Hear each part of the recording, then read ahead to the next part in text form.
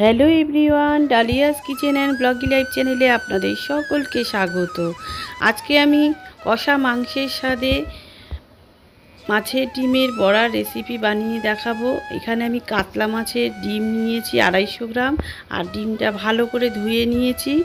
এখন আমি এই ডিম ম্যারিনেশন করব। এর জন্য আমি একটা বড় সাইজের পেঁয়াজ কুচি নিয়েছি আর 4-5টা কাঁচা লঙ্কা কুচি নিয়েছি।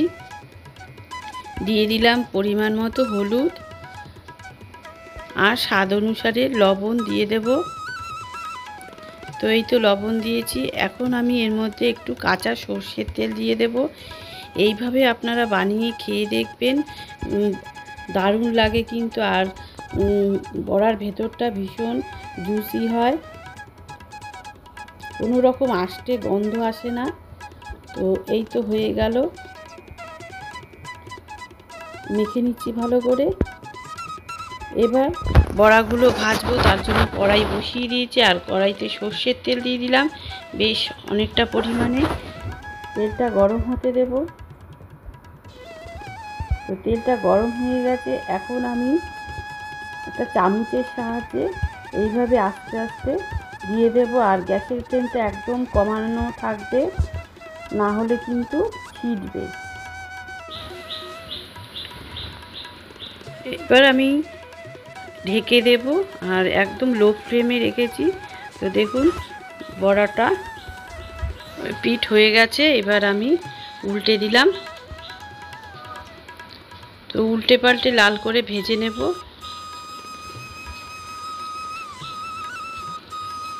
আর গ্যাসের ফ্লেমটা কিন্তু কমিয়েই করবেন, না হলে ছিটবে আর বড়ার ভেতরটাও কিন্তু কাঁচা থেকে যাবে।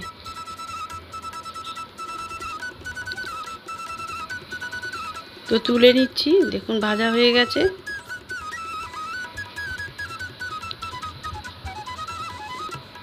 এইভাবে আমি সবগুলোই ভেজে নেব। তো এই তো ভাজা হয়ে গেছে। এবার এই তেলের মধ্যেই দিয়ে দিলাম একটা তেজপাতা আর হাফ চামচ গোটা জিরে। একটা বড় সাইজের আলু ডুমো করে কেটে নিয়েছি, সেই আলুটা এই তেলের মধ্যে দিয়ে দিলাম।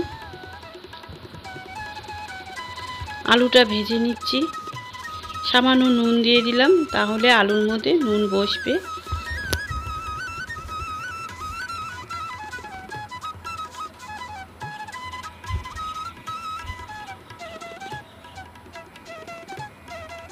এখন এই পর্যায়ে আমি পেঁয়াজ কুচি দিয়ে দিচ্ছি। দুটো মিডিয়াম সাইজের পেঁয়াজ কুচি নিয়েছি। পেঁয়াজ কুচিটা দিয়ে আলুর সাথে ভালো করে নাড়াচাড়া করে নিচ্ছি। এরপরে 3-4 কোয়া রসুন থেতো করে নিয়েছি, সেটাকেও এর সাথে ভেজে নেব। তাহলে একটা খুব সুন্দর গন্ধ আসে, ফ্লেভারটা ভালো আসে আর কি। তো এই তো ভাজা হয়ে গেছে। এখন এই পর্যায়ে আমি টমেটো বাটা দিয়ে দিলাম। একটা ছোট সাইজের টমেটো নিয়েছি, সেটা বেটে দিয়ে দিলাম। আর দিয়ে দিলাম পরিমাণ মতো হলুদ, আর দিয়ে দেব স্বাদ অনুসারে লবণ।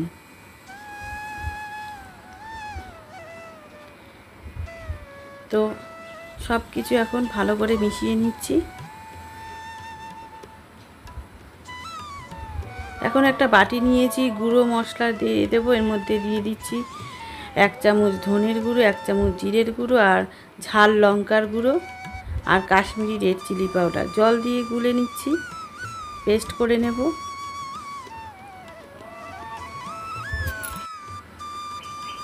তো এই তো হয়ে গেছে। এখন এর মধ্যে আমি দিয়ে দিলাম আদা বাটা আর রসুন বাটা।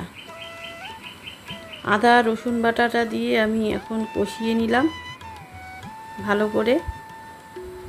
কাঁচা গন্ধটা চলে গেছে আদা রসুনের। এই পর্যায়ে আমি যে পেস্টটা করে রেখেছিলাম মশলা, সেই পেস্টটা দিয়ে দিলাম। সামান্য একটু জল দিয়ে বাটিটাকে ধুয়ে দিয়ে দিলাম।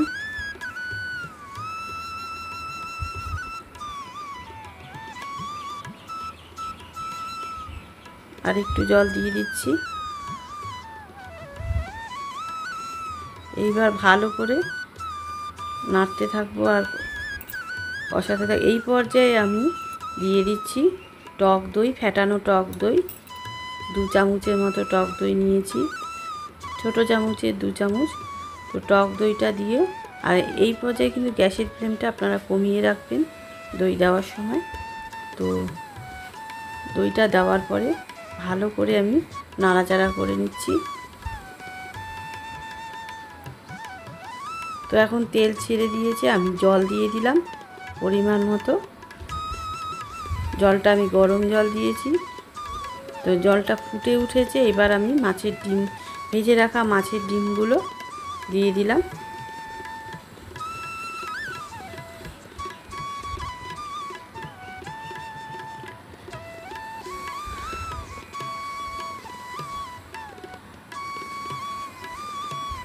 এখন আমি গোটা রসুন এইভাবে উপর দিয়ে দেব, আর আমি ঢেকে দিলাম। 4 মিনিট পর ঢাকনা খুলে আমি একটু নাড়িয়ে নিচ্ছি। এবার আর ঢাকবো না, এবার আস্তে আস্তে আমি জলটাকে আরও শুকিয়ে নেব।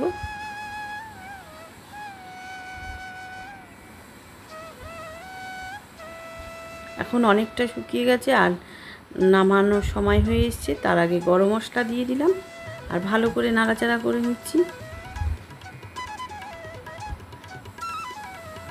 এখন একদম তৈরি হয়ে গেছে। তো আমি পাত্রে ঢেলে নিচ্ছি।